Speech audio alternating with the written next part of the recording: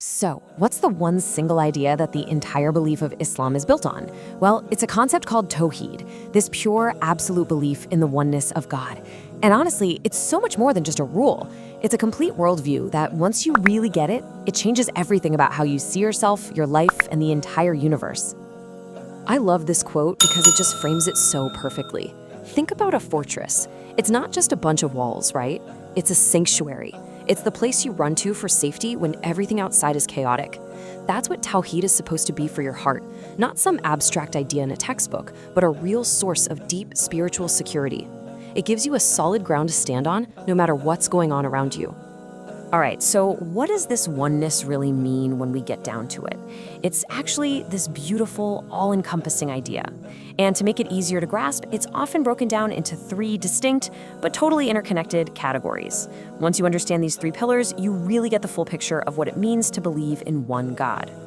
Okay, let's dive into this, because this table breaks it down so well. First up, we've got Tawhid or Rububiyyah.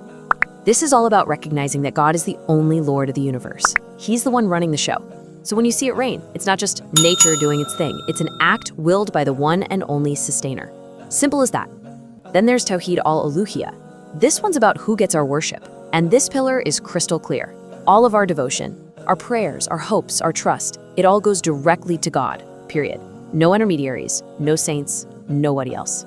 And finally, Tawhid al-Asma was Sifat. This is about knowing God through the names and attributes He revealed to us. It means we accept that He is the most merciful or the all-knowing without trying to fit those concepts into our limited human boxes. We let Him define Himself. Now, here's where it gets really interesting. This isn't just some high-level theology.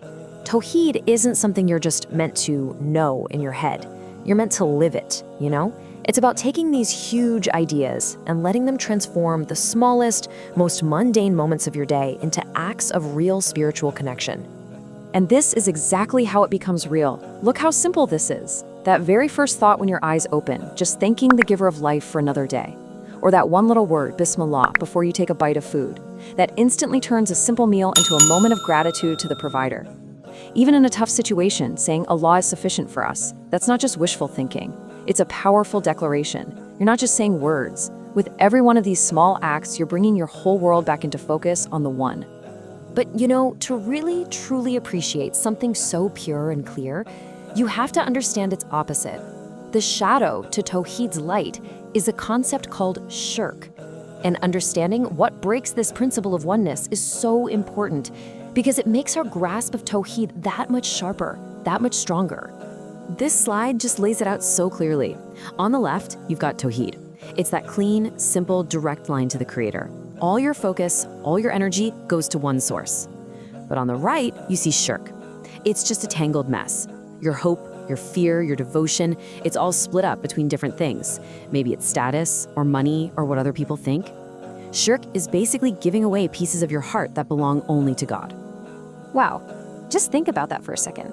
This saying is so powerful. It's telling us that shirk isn't always this big, obvious thing. It can be as quiet and as subtle as an ant crawling on a black stone in the dead of night. You wouldn't even notice it. It could be something as simple as doing a good deed, but deep down, you're doing it more for the praise of people than for God. It takes constant, honest self-awareness to catch it. So if shirk can be that sneaky, how in the world do we guard against it? Okay, let's look at a few common ways we might slip up without even realizing it, and the simple, powerful mindset shifts rooted in Tawhid that can help us get right back on track. This is just so practical. Take the first one. Instead of looking at a horoscope to see what might happen, the fix is to put your trust completely in qadar, in the divine plan. Or instead of wearing a charm for protection, the solution is to turn to ruqyah, using the actual words of the Quran for spiritual healing.